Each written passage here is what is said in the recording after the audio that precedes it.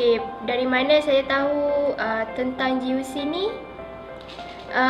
Saya mendapat tawaran daripada pihak GUC dan family saya menggalakkan untuk mengambil tawaran di kolej ni. Pekerjaan impian saya adalah menjadi seorang arkitek yang berjaya di masa yang akan datang. Okey, tawaran yang saya ambil di GUC ini adalah diploma civil banner. Kenapa saya mengambil kursus ini? Kerana minat saya terhadap arkitektur. Di GUC mempunyai banyak kemudahan yang boleh kita perolehi lah untuk mengambil kos yang diambil. Perasaan saya di GUC amat gembira kerana mempunyai rakan-rakan yang dapat memberi kerjasama kepada saya. Pada saya, sistem pembelajaran untuk student tidak membebankan kerana lecturer memberi kerjasama dan tunjuk ajar yang baik terhadap harapan saya untuk GUC. Semoga GUC tumbuhkan cawangan yang baru di tempat-tempat lain untuk memudahkan student datang untuk belajar di GUC. GUC ni saya dapat ramai kawan di setiap negara, setiap negeri. Daripada Johor ada, Melaka ada, Negeri Sembilan ada, Sabah dan Sarawak pun ada. Lecturer kat sini semua ramah dan baik hati dan tidak kedekut ilmu lah. Suasana di kolej sini agak menarik, banyak tempat untuk orang bersama untuk bincang pasal kerja-kerja. Contohnya di library, lepas tu ada tempat-tempat dalam lab, semua tu lah kemudahan yang sebelum lengkap lah. Saya mengharap kolej ini, Kolej Geomatika Universiti Kolej ini dapat lebih menambahkan keperluan pelajar ataupun dapat lebih memberikan tempat yang lebih selesa untuk pelajar untuk tadi lah, untuk ruang belajar lebih banyak lagi lah, lebih besar.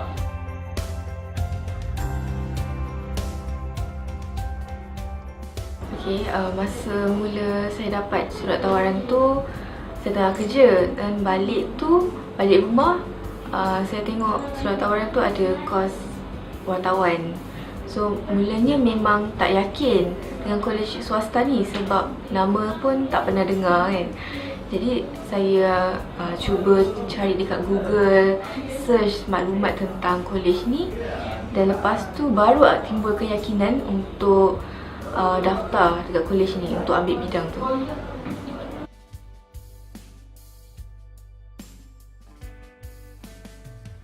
Jadi bila saya tengok surat tu, dia dah bagi tarikh untuk taklimat dan saya hadir untuk taklimat tersebut. Dan pada hari taklimat, panel pendidikan ada terangkan semua kursus yang ditawarkan di kolej ini.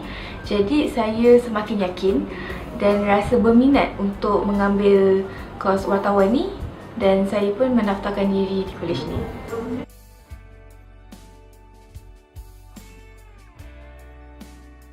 Jadi bila saya dah dengar taklimat tu, dan saya pun pergi mendaftarkan diri pada hari pendaftaran.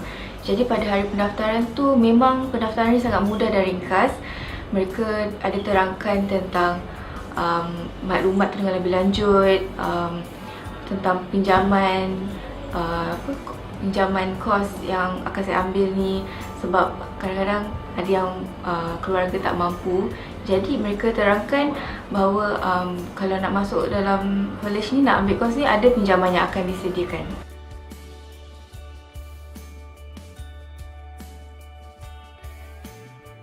Jadi sekiranya keputusan SPM anda tidak memuaskan, jangan risau kerana masih banyak lagi IPTS yang disediakan untuk anda semua menyambung pelajaran. Kerana tiada bezanya IPTS dan IPTA kerana perjalanan kita sebenarnya baru bermula. Jadi kalau saya boleh, anda pun boleh.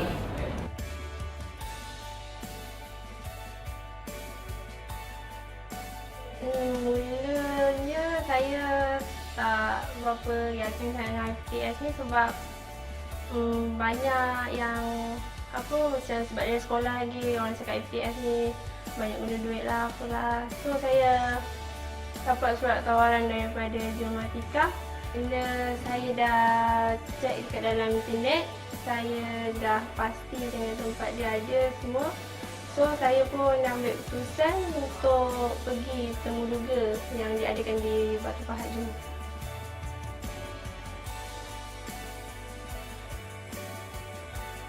Semasa saya hadir di sesi temuduga tu, saya berjumpa dengan panel pendidikan. Dia menerangkan kepada saya apa kebaikan yang ada di IPTS ni. Sebab sebelum ni apa yang saya tahu, IPTS ni cuma orang lain kata just suka ambil duit orang, tapi pendidikan dia tak berapa nak bagus. So saya macam kurang yakin. Tapi bila panel pendidikan tu dah terangkan kepada saya dengan lebih detail, saya jadi lebih yakin dan saya mengambil keputusan untuk menerima kemasukan ke dalam IPTS.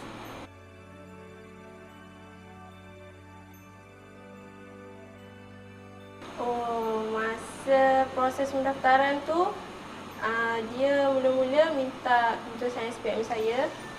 Tapi mula-mula tu saya macam takut sikit lah sebab keputusan SPM saya pun tak berapa nak bagus. So bila dia cek saya punya result, dia kata result saya ni pun dah cukup bagus dah untuk masuk program diploma dalam IPTS. So lepas tu dia terangkan lagi kat mana kita boleh tinggal, apa kemudahan yang ada, pengangkutan dah disediakan. So saya rasa saya tak perlu takut untuk masuk dalam IPTS ni. Tapi saya ada risau juga lah sebab selalunya IPTS ni dia tak ada pengiktirafan daripada MQA. Tapi saya tengok, saya dah pastikan yang college ni ada pengiktirafan dari MQA. So saya rasa dia punya proses tu sangat sistematik.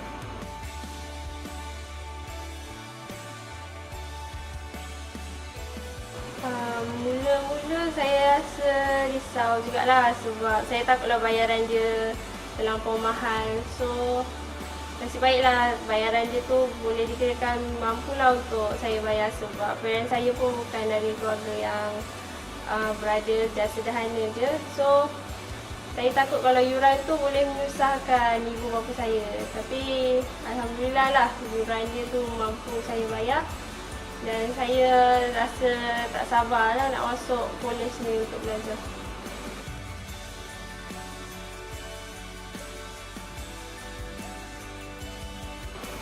Nasihat saya kepada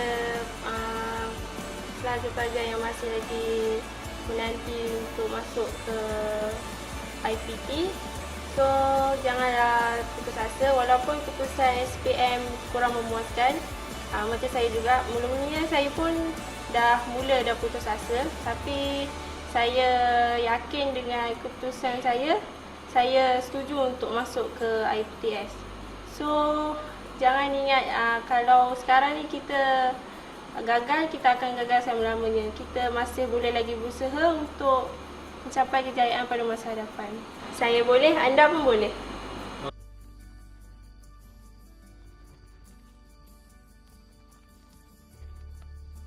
Masa saya dapat surat tawaran daripada IPTS, masa tu saya masih dalam latihan PIKN.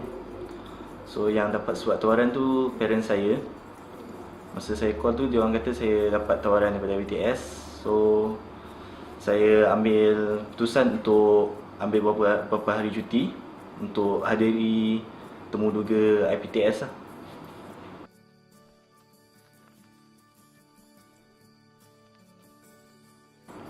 Okey, semasa hadir temuduga tu, saya tak berapa tahu tentang kos-kos yang ditawarkan oleh kolej ni.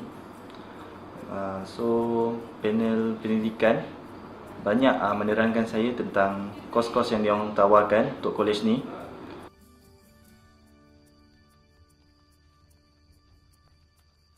Dari situ saya dapat tahu kos mana yang boleh saya bawa dan boleh menjaminkan masa depan saya.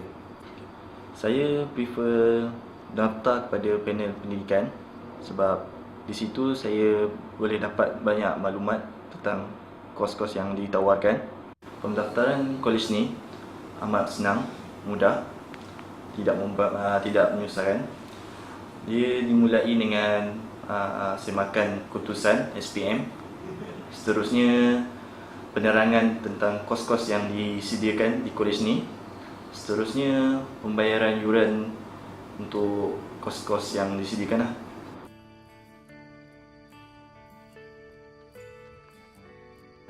Kebiasaannya kita dengar kolej swasta biasanya memerlukan banyak kos untuk yuran pendaftaran.